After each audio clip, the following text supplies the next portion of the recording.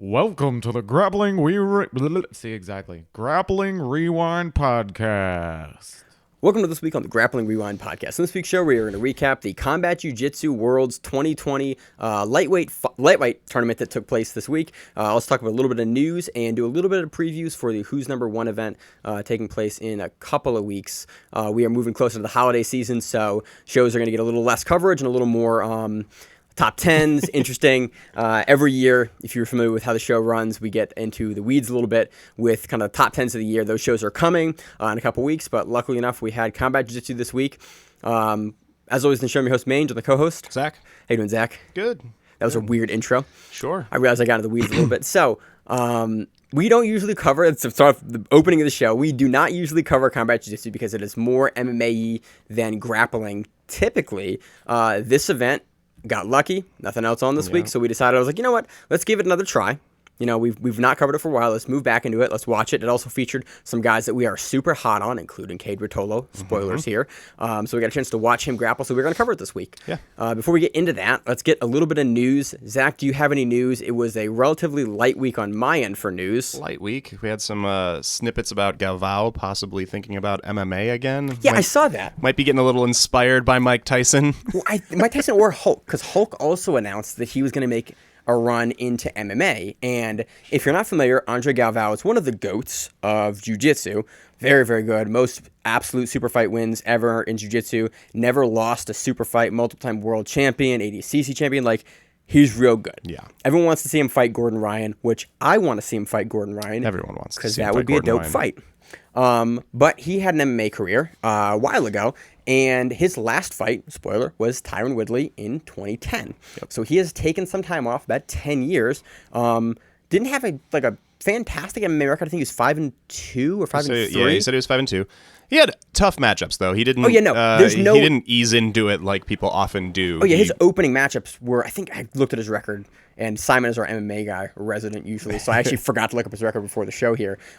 Didn't have like walkover matches. He had no walkovers. He didn't debut in Strikeforce, but ended up in Strikeforce pretty early. I think within 4 fights of his professional career, like right in there. And then again, in 8 fights, you're fighting Tyron Woodley, who at that time was still like a very. It was his 7th fight. Yeah, a world-class fighter. Yeah. So I'm kind of curious. Again, he's up there in age now. It would be interesting to see. What is he, 30, I think he's 38. I think 38. I think that's what I said. That's what I said in the chat. But I don't know if that's correct. I mean, either way, he's between 35 and 40, and that's up there for MMA. It's up there for everything. Yeah. On the other side, I do kind of like that. Like, maybe he doesn't want to mess with the jiu-jitsu record anymore. Like, okay, so look, I've done this. I don't want to go back into regular competition for jiu-jitsu because, like, that's hard. You can tarnish your legacy late career. And he's, like, got this great legacy. Yeah. But maybe he still wants to compete and goes, look, MMA, like, had its ups and downs. I can go back in MMA late career. I'm still good enough. And I've been preparing Hulk, and I feel good doing MMA. That's sort of my thought. Also, Israel Adesanya has been working a ton at Atos too. And if you're not familiar, Israel Adesanya is the 185-pound champ for the UFC and moving up to 205. So Galvao probably goes like, oh, I can hang with these guys. Maybe 10 years later, I'll give another shot. That's kind of my thought process. I'll watch. Dude, he goes back in MMA. I will for sure I'll absolutely watch it. Exactly. I'll absolutely watch it. In other news, what else we got? Anything else? Not much. Not much. You found out that everyone's moving to Puerto Rico. News to me that all of Danaher's squad is moving down to Puerto Rico, but apparently that wasn't news to everyone else. That was news last week. Yeah. For like the general public. There was some rumors of it beforehand. Yeah, I mean, I knew that the people were kind of talking about it, and Craig Jones was joking. I thought he was joking about it a little bit online, and then it wasn't a joke. Have you ever dealt with New York winters? Yeah. Or like East Coast winters? I mean, I grew up in Ohio. My point. Cleveland. So yeah, I understand. That's why I live in Maryland now. If you can move, dude, it's amazing. We live in a tropical we live in a tropical paradise. Yeah. It's amazing. Yeah, it's wonderful. Guess what? It's November. It rained a little bit today. Yeah. I went outside in shorts to put like my recycling. I did in Maine too. I sat outside and drank beers on Saturday night because I could. Maryland. Yeah. Tropical paradise compared to where we used to live. Yeah. So if you want to move to a more tropical paradise in Puerto Rico, good on you. Or we learned that Baltimore, it is Maryland. equidistant from Florida and Brazil. Due to an argument we had in the chat, almost. So that's news. That's news to Zach. And if you didn't know, I'm really kind of curious to see how that'll affect his competition. Like, if that's going to make it more, like, it's, again, only a 3-hour flight. I did get that wrong last week. It is not like a 12-hour flight from here to, Baltimore. No. It is a 3.5-hour flight. Yeah. Yeah, I don't know. It's interesting. I think that people that train that way can kind of focus in and actually get better training than they do in places that are more exciting, like New York. So because he's literally only has him and his homies in a tropical paradise going to train forever. Yeah. So at some point in time, we're going to have to go down and shoot like a documentary to go down there for a week. Yeah, maybe I'd shoot a documentary. That's if we have to. That's what I would do. Not like I got Black Friday hundreds and hundreds of new dollars of camera equipment and cases and lenses. Flights are cheap right now. And other stuff. I'm just saying I spent way too much money. I have to justify it. We got to shoot a documentary. Oh yeah, that sounds good. So it's going to happen. Okay. 2022, depending on how the world looks. Look for the Grappling Rewind to go and shoot some documentary work. I got no other news. So let's move into it. Anything else? Nope. That's it. Moving into it. So, moving on to the combat. They do this so strangely. The Combat Jiu-Jitsu Worlds 2020 lightweight. Yes. I wish they would just call it Combat Jiu-Jitsu lightweights. Yeah. Because it's the World Championship, but you're the only organization that runs. It's all strange. So, piece of information here. The first rounds aren't up on Fight Pass. Yeah. I didn't watch it live because I just didn't do it. We got sort of a play-by-play by Josh in the group chat. Yeah, but he was watching it live. Yeah, he was watching it live, but the rest of us weren't. So yep, and so I didn't watch those first round matches. Nope. They went as to be expected. I heard there are some banger matches in the first round, so I would like to go back and watch them, but don't go watch them. So let's start off with the special matches. And then move into the matches, the rounds we did watch, which is starting at the quarterfinals. Special match 1, Keith Krikorian defeated Ivan Rodriguez via TKO, palm strikes from like a back quarter mount in regulation. Yeah, the whole thing was pretty one-sided. Krikorian is a really guy. top level. Like, dude, ADCC trials, double silver medalist, both of them. Went to ADCC, had to fight Buchecha because he's a gangster. Yeah. He's fought a bunch of the guys in the tournament as well. I think he was probably in a replacement slot. I actually didn't ask him ahead of time, but looked utterly dominant. I actually have to be perfectly honest. I'm not sure who Ivan Rodriguez is. I haven't seen much of him before either. But Krikorian looked good. It's cool. This is actually his first time. I think he's done combat jiu-jitsu. I think the commentary staff talked about that. I'm not familiar with him doing that, so I'm curious to see if he wants to do more of that or if he's going to move in MMA. I think this was the only strikes win that was on the actual dude, TKOs in combat jiu-jitsu are pretty rare. There's only 1 or 2 of them a card usually. I mean, I remember Wagner Fosha famously getting the first one, I think versus Nathan Orchard, who's in this tournament as well, and just like dancing on his skull, and the ref was like, "Oh, I've seen enough." Yeah.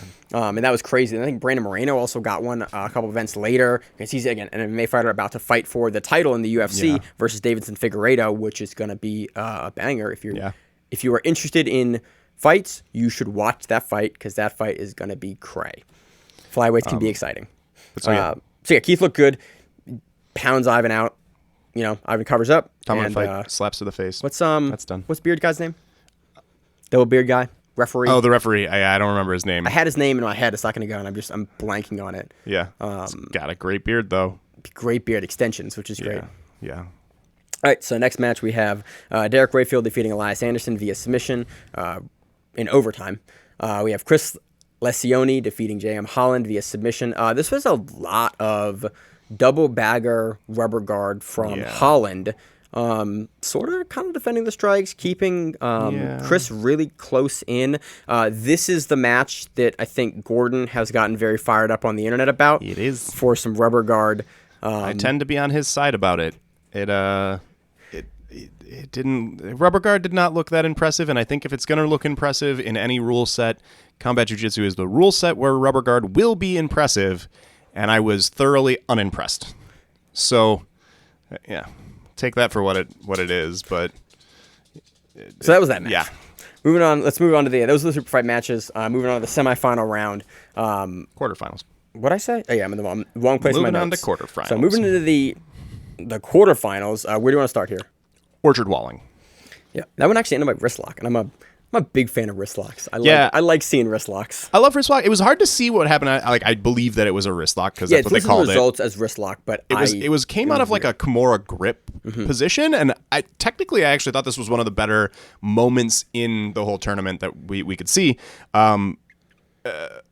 Orchard has like a reverse triangle kind of situation going on.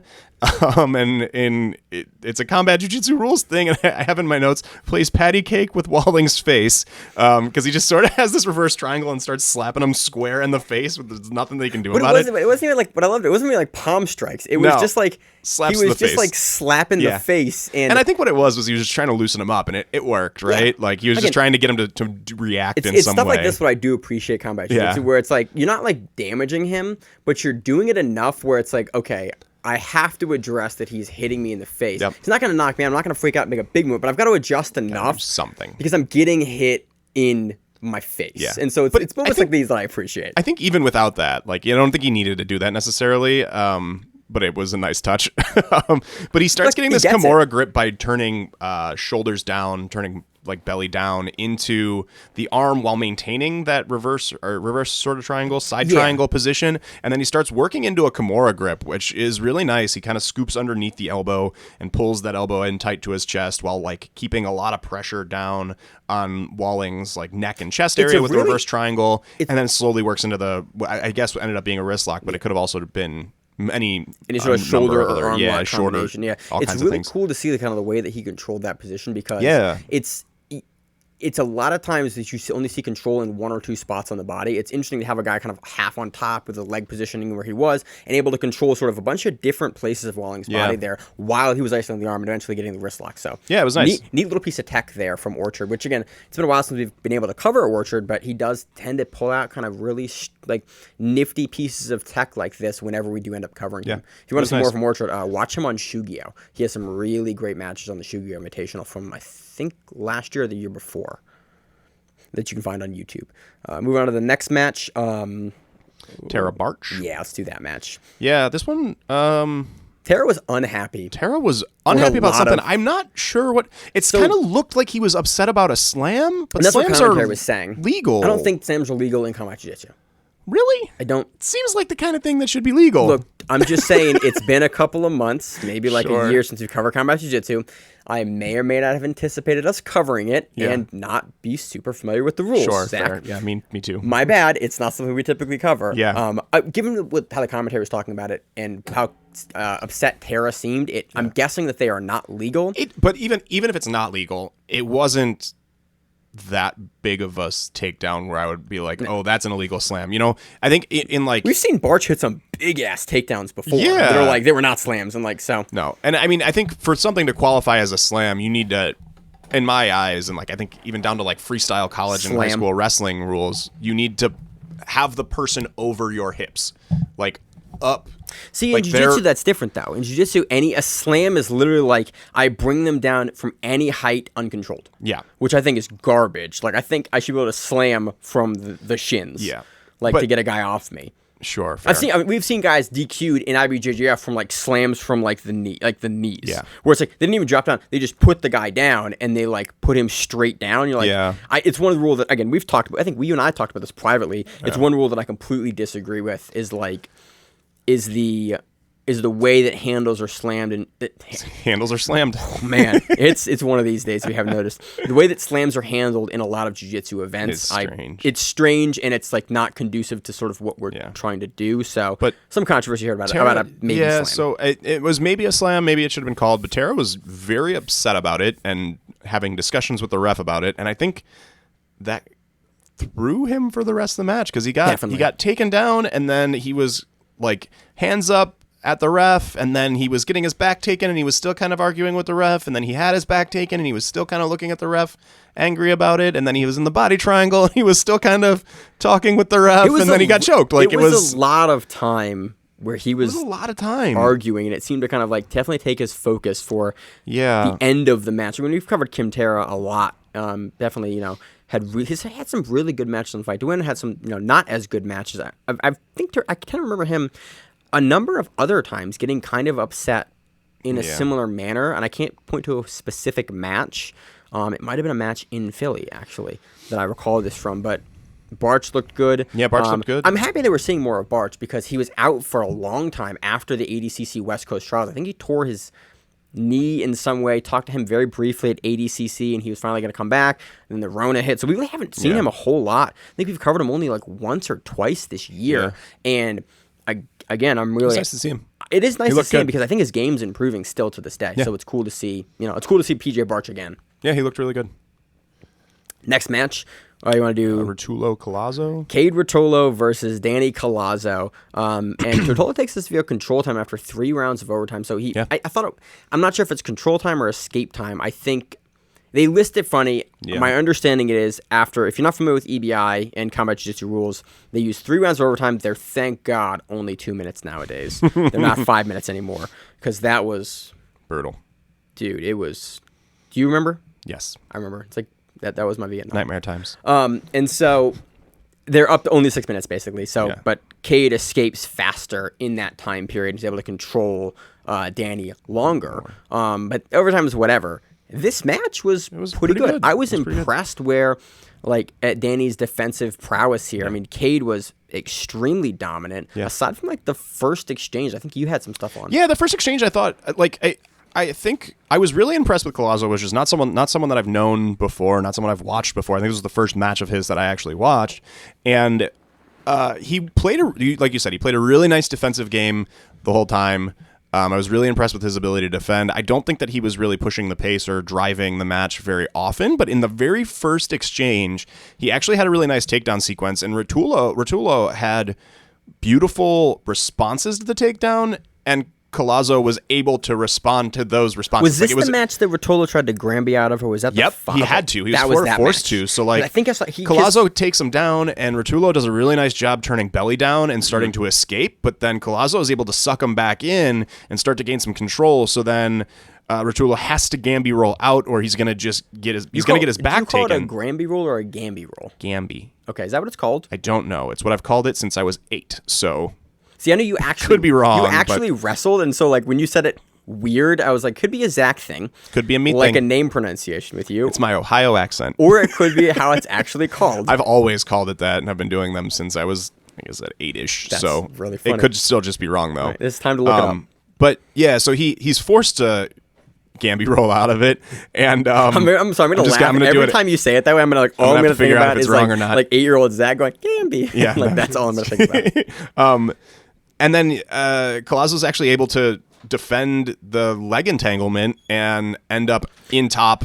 There's a bunch of times where they roll all the way off the mat. Yep. Where you see Kade, I was like, okay, Kade's going to get it. Because the funny thing is, we've been covering Kade and Rouotolo since West Coast trials at 2019. So it's almost been 2 years. And we've watched them turn from like 16 or 15-year-old kids. And I've went back and watched some of their earlier matches, and they were like literally kids. Yeah. And to look at the leg game development from even West Coast trials in 2019 to what we saw in this match, I was like, oh, he's on the offensive with leg locks. He's digging for the heel. Yep. Even the commentary staff talked about like him throwing his legs all the way over to the cross side of the body, high, putting the feet in the face to push away. What I noticed, though, is that his control with the entanglements is not where it's not at the level that some other people at his skill level are. Yeah, it's definitely like he's moving into the positions really well, but the actual control of his opponent's hips is not optimum. And I think that bit him here a little bit because he had some really nice opportunities. He had the heel exposed often. He had beautiful Achilles like locks gripped up or control gripped up, but then he wasn't controlling the hips well enough to finish. And there was a couple times where Collazo was able to roll off the mat. And if you're able to control the hips well enough, then they shouldn't be able to roll that far off or get that far, right? And so there's still some holes in it, but you're absolutely right. The improvements in their leg locks has been phenomenal in 2 years, and plus they're still 17. Yeah, which I thought was most telling. Was like, okay, what I love is they're young, and I'm seeing consistent improvements of game. Yeah, where it's like I do not think that we would have seen Kade drop for a leg lock comfortably and confidently and control the position as well as he did 2 years ago. And I'm happy to see, because there's a lot of guys that we cover that they're not stagnating in their game, but they're not showing us new pieces and parts. So like watching guys that are young, like the Rouotolo brothers, for me is really, really rewarding because I get to watch them implement and put new pieces. That's a neat thing that you weren't doing confidently a year ago or 2 years ago. It's cool you're implementing this in a different way, and it's cool to watch a guy, really from the ground up enter, adulthood and modify and implement new pieces into their game. And so that's my biggest takeaway here is that Rouotolo was the one that was like comfortable. We saw this also in his match on Grapple Fest versus I think it was Ash Williams who he faced there. Again, going for legs, but looked even better here doing it. Yeah, he did. So Kade wins this via overtime. And he controlled regular time the whole time, too. I mean, Collazo looked good. I wouldn't be surprised if he starts becoming a person that we see more of based on his match here. Not a whole lot of combat jiu-jitsu, though, which I appreciated. Yeah. So watch. Honestly, this is a match that is worth watching if you're interested in kind of the trajectory of Rouotolo, because it really there's a lot of things that we see him do defensively at the beginning and then offensively for control that were impressive to me. Yeah. Next match, we have Jordan Holy defeating Thomas Fisher. Fisher got replaced Bobby Emmons, even though Fisher was tapped out in the first round because Emmons injured his knee and his rib. Again, that was in the first round. I don't have match footage, wasn't able to see it, but he faces Holy here, and Holy gets a rear naked choke in regulation. It was a pretty textbook setup. He got the body lock pass, held onto it tight, crept up to the back, put the hooks in, ended up with the body triangle, and then finished. It was a very clean progression of events. Something, I like these kinds of events or these kinds of situations, because these are the kinds of things that I can say like, oh, if you want to see how this progression of techniques works in real life, go and watch this because it's A, B, C, D, and then finish. Right? It was a really nice approach to that series and a good technical chain. Yeah, I can point to and go, do the thing he did here because it works very, very well. Yeah, I think it's really funny. The more we do this show, the more I appreciate a crazy sequence, but I also do appreciate when a guy just goes, cool, A to B, take the Hickson way. I go to A, I'm not go back to where how did I'm because going. You can't tell people go and watch this guy do this crazy thing go and watch then go Gary do it. Tonin versus Wagner Hosha. You're like, awesome. So exciting. I can't do it. Any of that because Wagner would murder me or Gary would murder me. Yeah. But at this match, it's you watch Jordan Holy because he climbs up, he goes there, he goes to B, and then he gets the choke. And you can tell a white belt. That's what you should be doing. Yep. You can tell a white belt. This is good jiu-jitsu. Yeah. Watch what they're doing. Try to impersonate that. Again, Holy's another guy we've covered a bunch over the years, and have continued to cover more and more. And I think he's definitely getting more consistent with his performances. We're seeing him on the bigger stage over and over again. He consistently will get to the later rounds, if not the finals, of many events that we cover him in. He was another guy I was really pleased to see in this bracket on the other side. So moving into the semifinals. Again, notes are all wonky here. I'm going to cover PJ Barch versus Nathan Orchard. Yep. So that was the first match. So interestingly enough, Barch started under Orchard. Really? Yes. That is, and so that's why there was not a lot of punches in this match. I'm guessing the commentary staff talked about maybe not, and they've said they would probably do it. Interesting. And so you saw a lot of straight up jiu-jitsu. You also saw PJ Barch utterly control the match, dominated. bell to bell, and what 8 minutes on Orchard's back. Yeah. And just in a body triangle, just hand fighting, working. The level of control that Barch had here was impressive. Actually, in hindsight, I don't know how the hell Barch made 55. Because I know Barch is a much bigger guy. He's closer to 70. So I'm curious to see. I should actually probably ask him, hey, how much weight did you have to cut for this? Because I know you as a larger guy. He looked big. Yeah, and think about the match versus him and Orchard here. Orchard is historically a 55er. That I know cuts some weight to get to 55, but I know Barch is historically a 70 or so. It's that would explain the size difference here. And Barch used that very, very well. Really, the whole match, from a technical perspective, is Barch on the back with the body triangle. Even before he locked up the back and the body triangle, though, he was dominating in position. There was some stand-up exchanges. Barch is a good wrestler, and I think doesn't get enough credit for his wrestling. Yeah, watch him in trials and watch how he can wrestle, especially when something like 80cc, that really rewards positional wrestling in dominant top position like Barch. Again, that's I think why Barch does so well in the trials, or has done so well in the trials, because he has that skill set that he can leverage. That was again on display here versus Orchard, and then they go to overtime, and then Barch is just able to overtime faster. Yeah. I thought. Oh, maybe I checked. Maybe I just misinterpreted. I thought Barch had a sub in overtime on this, but maybe I misinterpreted. Oh yeah, you're something. right. My bad. I'm stupid. Oh, okay. Yep. Nope. That's written. Yeah. It's, So he gets one choked sub. Orchard, and then Orchard was not able to return with the sub and gets the victory. Yep. My bad. Again, it's been a while since we've done an EVI style event. Yeah, It's a traditional like overtime rules, and so it's Yeah. written funny in my notes.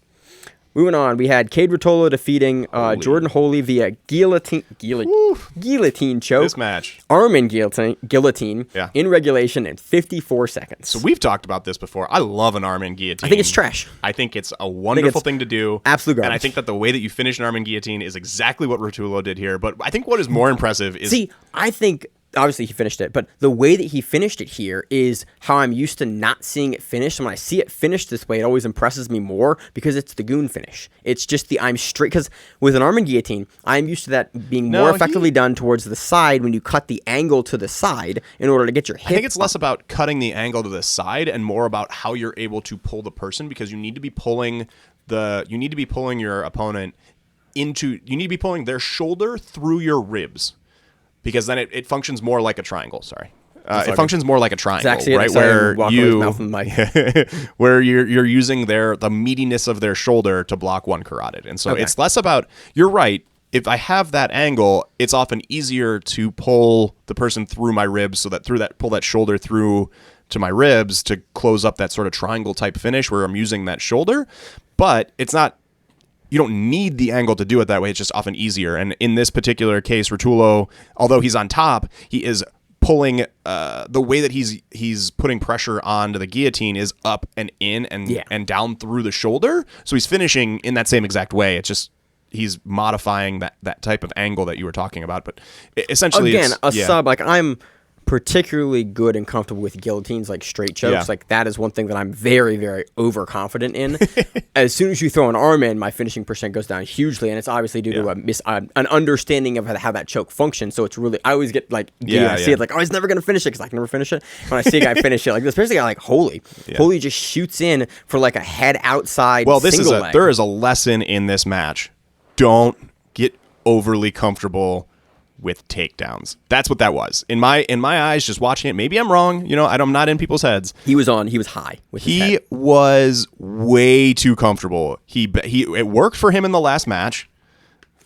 Right, in the Fisher match, he was able to get a takedown by just bending over and picking up a leg, and people often do get away with that in jiu-jitsu. We see that every year at the world champion level. In the finals match of world champions, one guy will just do a bent over row on your leg and take the guy down for 2 points. It can work. In jiu-jitsu, it is a valid and a world-class level takedown. I disagree with that statement because if people are paying attention, this happens. And it happened, and this is why you shouldn't do that. And this match is a great warning if you're a coach or a higher level guy, higher colored belt, and you have a white belt or a blue belt that's like, I just been grabbing legs and it's working so well for me. I'm just going to keep doing this the rest of my career. I just been grabbing legs. I need you to find a clip of this and send it to him and be like, no, this is why you don't do that, right? I think that this is and then all of a sudden 18 clips of didn't matter, like then Nicky Rod. It's like, cool, it doesn't matter, man. Well, just blast through. Holy gets really, I think the thing that really tripped up Holy here in this is the penetration is great. The turning the angle to the side is outstanding. He's low on the leg, but when he leads, his head is on the upper of Kade's rib cage. Kade's able to square to him and throw the arm in and jump. Well, he doesn't even jump right away.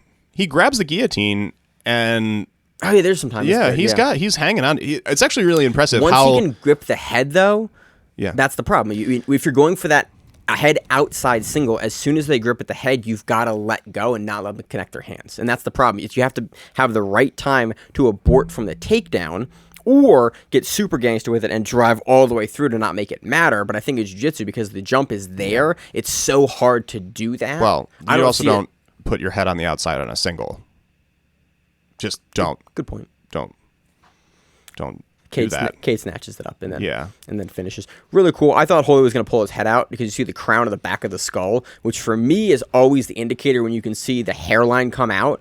In MMA, it is a classic thing. Yeah. Guy on the cage goes for the guillotine, and then the other guy rips his head out, and as soon as you see the crown of the skull, usually the guy, if he really wants to, can yank his head out. Yeah. And then Rouotolo here just went, Nope.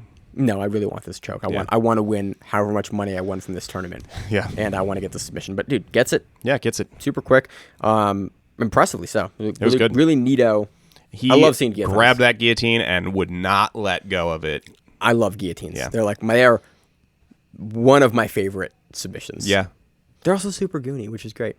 So speaking of goony, let's talk about the final match here. Kade Rouotolo defeating PJ Barch via buggy choke in 3 minutes and 33 seconds of regulation. I gotta eat my words on this one because I was talking to a student 2 weeks ago about how garbage that choke is. Yeah. Why it's not good. And went through all of these reasons in a long Maine-style conversation of why I'm not a big fan of this choke and how it's kind of Instagram memery. And then Kade Rouotolo goes, bro, it's the finals against a good grappler in Barch. Snatch. Mm-hmm. Yeah. If you're not familiar with the buggy choke... which, by the way, you shouldn't be because... It's a very uncommon choke. It is very obscure. It's a very obscure choke. Zach, why don't you walk us through how it looks to the audio listeners here? Dumb.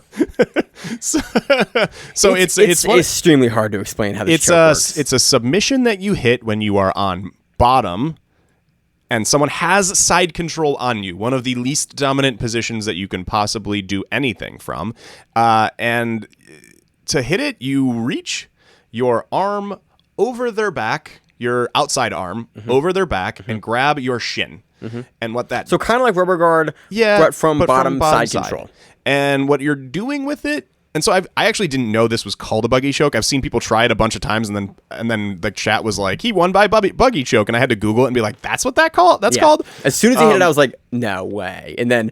Yeah. The comments were like, it's a buggy choke. I was like, no way. Because I remember that I had just had this rant like 2 weeks ago. I would say, so I have a couple things to say. First, I'll stand by your rant. Low percentage shit is low percentage shit. And like some of the best... So there are always matches where at high levels people win with low percentage shit. And there's a reason for that. Right? That happens, right? Yeah. There's a reason for it. And I actually want to talk about that. I think that's a good point from here. But for this... In particular, I think your rant stands. On average, you shouldn't be working buggy chokes too much. Especially this one, I think, in my opinion, from like a jiu-jitsu philosophical standpoint, because you are coming from such a low tier position, right? I think it's funny that Kade learned this 2 weeks ago. Yeah, he said that on the internet. And then he was like, yeah, I want to try it. You're like, bro, be 17 and less confident in yourself. Actually, no, honestly. No, be exactly. Just be exactly forever. Like, I want to see, like, keep it going. I want to see in 2 years you learn something else. I'm like, oh, I tried it. Like, here's a Sulabayev stretch that I just learned. Like, yeah, awesome. it was a beautiful finish, and like actually, there's a moment like it's you can kind tell of a variation of a head and arm, but when the Yeah. guy's on top and you're using your leg to put pressure on the outside of their body and lock them down. And Barch actually didn't know what he was caught in because if you've never been caught in this choke, and I have unfortunately been caught in this choke a couple times for... You wouldn't think it's a choke. Well, no, you do, because it feels like a lot of pressure. Yeah. And so you kind of wait because, okay, he's holding his own leg, he's postured down, and you kind of like have to figure out what's happening, but your head is also facing down. And then all of a sudden, there's a little more pressure than you expect. Okay, oh, this is actually very, very tight, and it's an arm triangle when you're on top in essence. Yep. And Barch doesn't like make a ton of movement because you just have a lot of pressure. And you can such an uncommon choke that you're like, okay, he's not actually going for that. I'll just wait out this pressure, and then he's going to gas his arm and his leg because it's hard to hold that much pressure, and then I'll be free. But Kade, with his long arms, latches his arms in a Darce grip on his own leg, and then powers through, and at that point, it's a really hard waiting game, and Barch just kind of does make the right decision with waiting, and he should have put his hands on the hips and hand inside on the thigh or on the hip line to push away, but or even like it's very hard to do. Fingers in, posted out to open up that crowd. Like there's ways that you can defend it, but you have to know what's happening. You have to know what's happening, and you can see the camera angle is so wonderful for this because you can see the moment in Barch's eyes when he realizes that this is actually a submission and that he has to consider tapping and he doesn't know how to get out of it because his head is face down and you can't see his face, and then he sort of postures up, and I think he thought that he was going to be able to like posture up and create a little bit of space and get some breath, and then his eyes are like, oh, this didn't go the way that I thought it was going to, and he taps like a second or two later, but you can tell when it registered that it's actually a submission. Which is crazy for a guy like Barch to get caught like that because it's such a rare choke. Yeah. Like there's a couple of guys that are known for it, and offhand I don't remember who they are. There's one guy I think last year that hit an MMA. It gets hit in MMA occasionally because the level of grappling in MMA typically isn't as high. So that's why I find it so crazy that you had a finals match with Kade and Barch, where it was Buggy choke. I actually don't think it's that.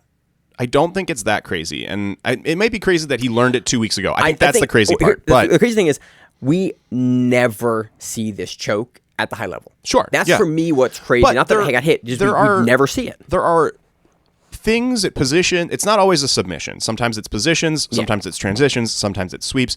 But every high level guy has things that they do that are low percentage but unknown. And it's a philosophy in sports overall that you should be, and I try to design my game this way, and I suggest that everyone design their game this way. Your technique-wise, you should be 80% of your game should be high percentage, low risk things that you can be very, very good at. The remaining 20% of your game should be shit that people don't know that is low percentage because you have an opportunity to do a thing that somebody doesn't know is happening. And sometimes you win a finals match at Combat Jiu-Jitsu Worlds by doing a thing that someone doesn't know. And could Barch have defended that if he knew what it was? Absolutely. It's a low percentage move because it's relatively easy to defend. It's relatively easy to sit and wait out. It's relatively hard usually to set up. Hard to set up, right? But if you're not looking for it and you don't know it exists, it works. But the thing that I've been playing with for the past year or so is the spadle, because I loved the spadle in high school wrestling. Nobody fucking knows what the hell it is in jiu-jitsu. Now I'm going to have to change because I just told all of the listeners. And so, right. But my point is though that there are things that are low percentage that are not good moves that I would never tell a white belt to do, that I would never tell a blue belt to do, that maybe a purple belt will convince me that they can keep doing, right? But that in the end is good to have in your game because people don't know about it. Mm-hmm. So my entire game at white and blue belt was low percentage bullshit. And if you throw enough, if you're tough enough and you have good enough cardio, and at the lower levels, you throw enough, I've never fucking seen this technique at a white and blue belt, you'll win a lot of matches. I actually think it works worse at white and blue belt. That's why I say wait until purple to start doing your low percentage bullshit. I'm not as an endorsement. I'm saying it was terrible for me to do this, but to your point, speaking to your point, 80% of my game was all of that bullshit. Flipped a bit. And so a lot of times you get destroyed on points because I didn't have the fundamentals of the game. But if you get to a point where you can throw a bunch of I have never seen this to a lower level guy, dude, I've but lower level guys have never seen anything. Right? So never seen a double armbar.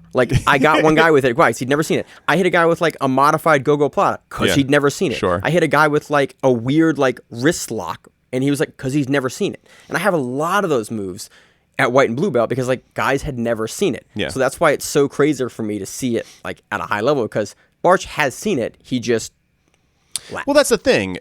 And I don't think that this is the case here. I think this is the case in other scenarios. Yeah. But I mean, Rouotolo said that he just learned this recently, and Barch was completely unexpecting it. But there are things that you can be expecting, and just like the spadle, I'm sure most people have been into that position after 10 years of doing jiu-jitsu, right? Maybe you've been hit in there once, but if you get put there, you don't really know how to deal with it once you're there even. And so I have all the time in the world.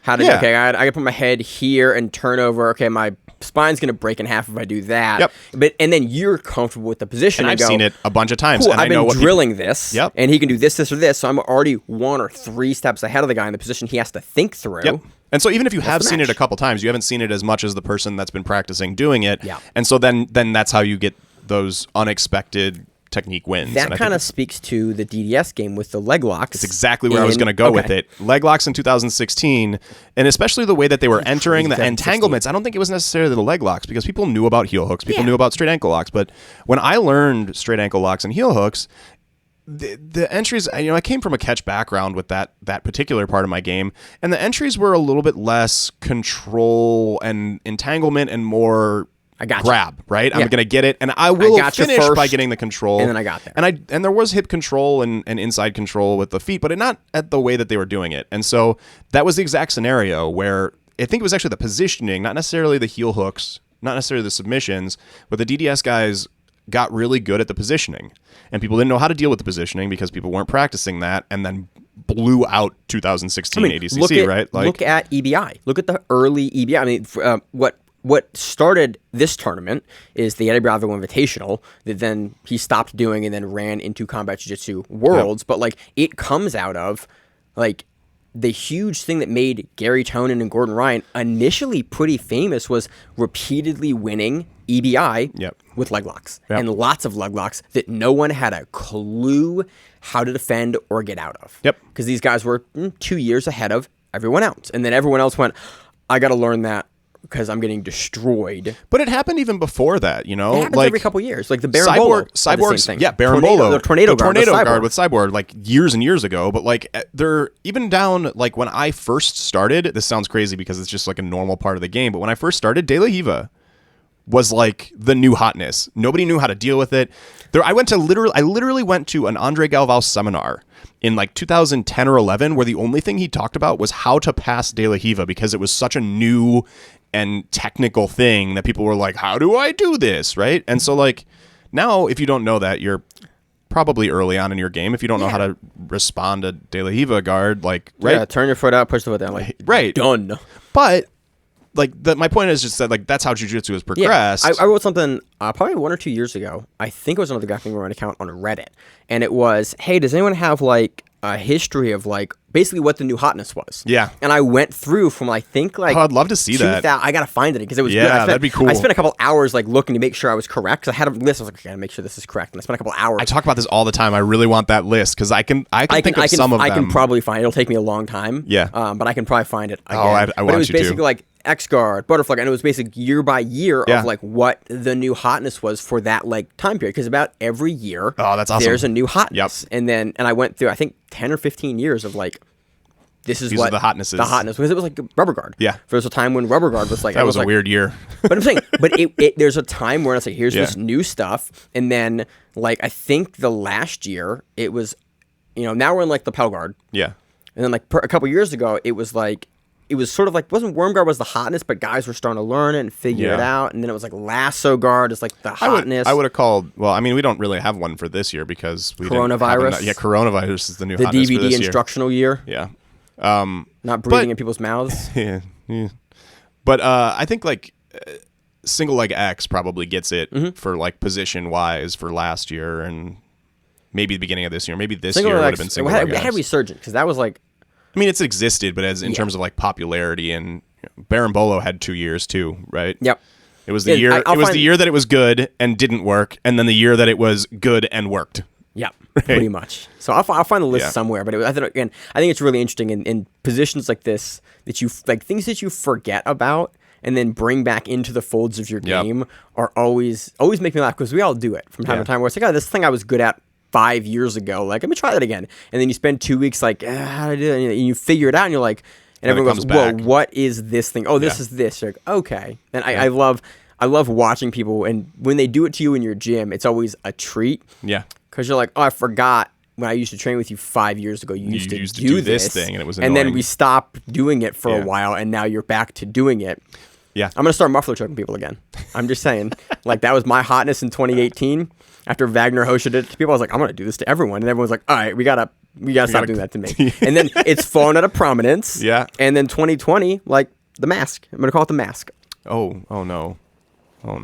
So, but I don't think so. You have any other kind of closing thoughts on any of that? No, I think let's see. That's what I got. Yeah, so that was the lightweights. There were some fun matches. Again, Kade Rouotolo looked good. I really enjoy watching the new folds of his game. I'm very curious to see if he continues to do more combat jiu-jitsu. Overall this event, we didn't see a ton of matches that included a ton of strikes. No, at least from the quarterfinals on, because we weren't able to see the opening round. Yeah. Let me make sure there wasn't another TKO. Opening round. Let's talk about opening round. Nathan Orchard defeated Michael Escavez via rear naked choke in regulation, very quickly, less than a minute. Todd Wheeling defeated Cody Owens via submission, a toe hold in 5 minutes of regulation. Kim Terra defeated Paul Mamad via submission, a toe hold in 4 minutes 56 of regulation. PJ Barch defeated David Wetlab via submission, rear naked choke in regulation. Man, the first round was fire. Yeah. Holy shit. Damn, it would have been nice to see this. It would have been. Kade Rouotolo defeated Layard Anderson via submission knee bar in 2:54 of regulation. Danny Colazzo defeated Mikey Gonzalez via rear naked choke in regulation. Bobby Emmons defeated Tom Fisher via submission arm triangle regulation. And Jordan Holley defeated Samson Faramount via submission arm triangle in 3:28 of regulation. Okay, so I need to go back and watch the first round. Yeah, if I could find them. Yeah, it's not on Fight Pass. Which It's not is on super Fight annoying. Pass. The whole Yeah. event it basically starts. I think Starts it's at the the last. It starts at the last match of the first round, or like the first or second match of the quarterfinals. Starts at the first match of the quarterfinals. Yeah, which is like I don't understand why you wouldn't give us the other why matches. it did that. Yeah. So I don't know. I need to go back and watch that because that All finishes. Fire. All pretty quick finishes too. Damn. I should have looked at that before we did the recording. Yeah, we should have. I didn't have but- notes on. I didn't have notes on the opening round. Well, we couldn't. I actually looked. Like I didn't know. have any notes on the opening round because I couldn't watch the videos, and so it's hard to have comments about it other than holy crap, they're There are a lot of finishes. all finishes. Yeah. Okay. Sweet. Moving on to the next segment. So moving into the preview section, we have Who's Number One, which we're going to cover in more depth next week because it actually happens on the 11th. But we shut it out at the beginning of the show, so I want to talk about it a little bit because we have a full lineup now, and I'm very excited about it. We're also going to preview American Nationals. We typically don't preview major events in huge detail, but we want to talk about it a little bit with some of the divisions for who's there because it's of note. So who's number one? I mean, I'm so amped about this card. Yeah, we have it's the a good rematch, card. Kainan Duarte versus Rodolfo Vieira. I assume this is going to be no gi. Their first match was at Spider in the gi. Kainan took it. Still looked good. Very curious to see how Rodolfo looks. Again, coming off another year of not competing, and Kainan's looked Kainan's look good. like fucking Kainan Duarte. And again, continues to add new tools and new pieces into his game and looks better and better. Yep. We just saw him at that major event that just happened. Nogi Pans? Yeah. Just saw him at Nogi Pans. Looked fantastic. Double gold or silver. Closed out with Hulk. He's been looking great. Crazy good time. We'll talk about this in much more depth next week. I think Josh is on the show next week. Yep. Co-main event, we have a featherweight bout between Gio Martinez and Kennedy Maciel. Sorry, it's a catchweight at 150. Yep. Amped for that. Very curious to see how Gio fares against Kennedy. We just saw Kennedy most recently take on bantamweight Junior Casio at 145 pounds on Fight to Win. Very similar rule set. Finished him via sub. Curious to see. We saw Gio take on Paulo Miao recently, and that was a very, very close decision in Gio's favor. So I'm curious to see. I think Kennedy will push a faster pace than Miao. I think so. It'll be fun to see how that turns out. We have a strawweight bout for the number one slot. Maisa excited for Bastos this taking on one. Grace Gundam. Dude, I was talking about this Stoked for this match. 4 or 5 weeks ago.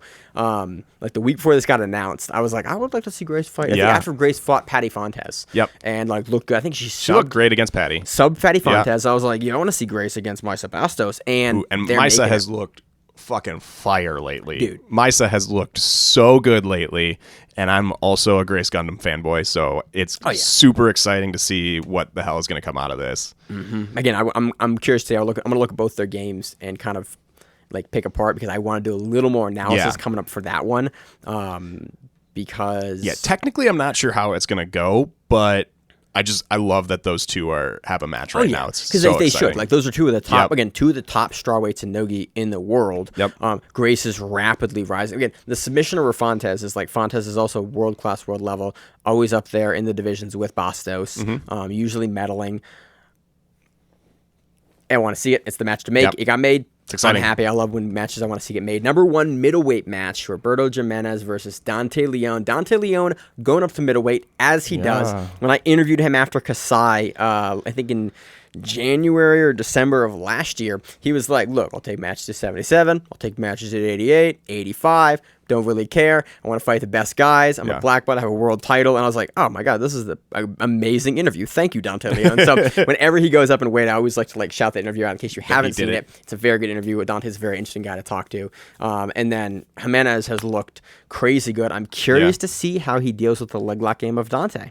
Yeah, and Jimenez has been up and down this year. There was a period in this year where I was not going to pick against Jimenez, but I'm starting to question that. He's had some match. I mean, he's still learning. He's still very young as black belt.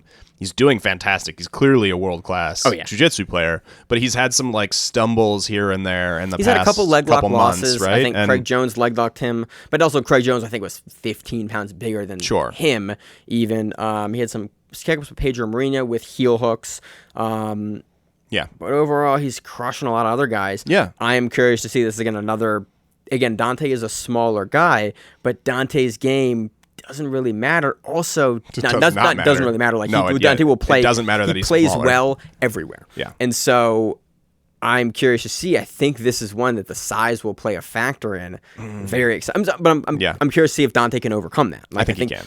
I'm very, very I'm excited curious. for the match. So it's a good match. I'm big fan of both those guys. I think this is one of the matches I'm most hype about, just because I like watching both these guys game, and both guys will put on a show. Yeah, like both guys at any point in time will just go like, you know what, we're gonna go for the finish. Yep.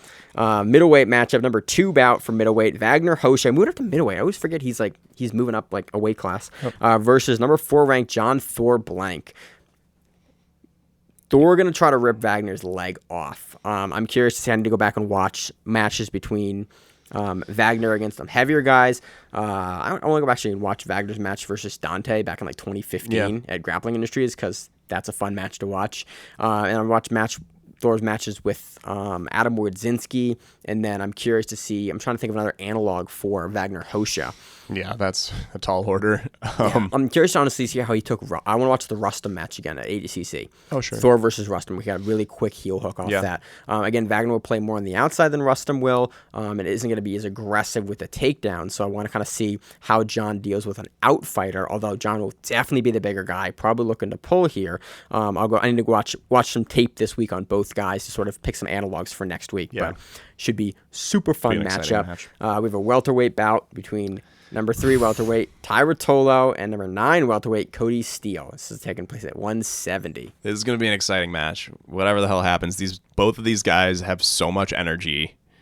This is going to be an exciting match. Yeah, I'm very, very curious to see if it's going to look kind of like Steele's match with Wagner, or Steele's match with Balding, or Steele's match with John Combs. Like, all 3 of those matches are ones that I'll kind of look at ahead of. The Wagner match was at SUG, so it was in a cage, kind of definitely a different match, definitely kind of a weird performance, but I foresee this taking place a bit more on the feet than I would like, although I'm curious to see. I think if it does stay on the feet, Cody has a bit of an advantage. Hey, Cody's a good wrestler. He has good explosive blast through on his doubles, and he's quick. Aggressive wrestler. He is an aggressive, scrambly wrestler. But also Ty is aggressive too. Like, that's kind of why I'm excited for this, because I think like both guys have the ability to be like super aggressive positionally and both like on the feet. Yep. And I do foresee this taking place a good portion on the feet. That's why I'm excited about it. I'm trying to think of a match. I'll probably have to go back and watch Ty's Grapple Fest match versus I think Dante to see. I think that's probably the best analog for Steele. I think Dante definitely ranked higher than Steele. But I think that'll be a good kind of feeling. I have to see how that match stylistic went. I remember that match pretty well, but I think style and athleticism maybe. Right. I think Steele. I'm very curious to see. Maybe we could watch Cody Steele's match versus John Combs again. That's probably a similar match to think about, like how they'll match up. So super fun card. That's happening on December 11th. I am amped for that shit because it's going to be dope. Also happening this week, not next week. Yep. This coming week if you're listening to the show. We have American Nationals. I think we covered American Nationals before. Josh will chime me in the chat and we go, yes, we have, or no, we haven't, as he always does, and I appreciate that. We have in the male roosterweight division, we have Henrique Rosa, and we have Lee Rosenfield, local guy from Forum, who Emil trains with.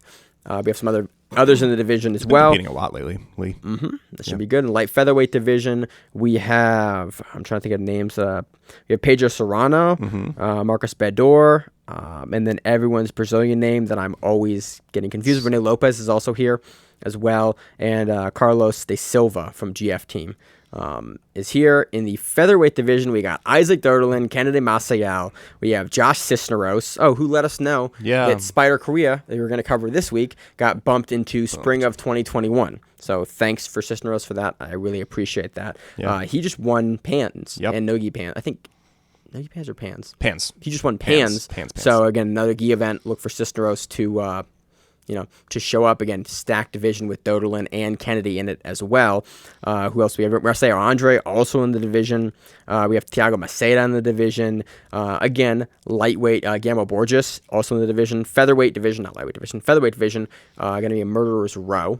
There. Good luck with that, everyone. It's a tough bracket. In the lightweight division, we have Oswaldo Coutinho, who we have, let's see, Pablo, I can never pronounce his last name. Lavaselli from Henzo Gracie Orlando.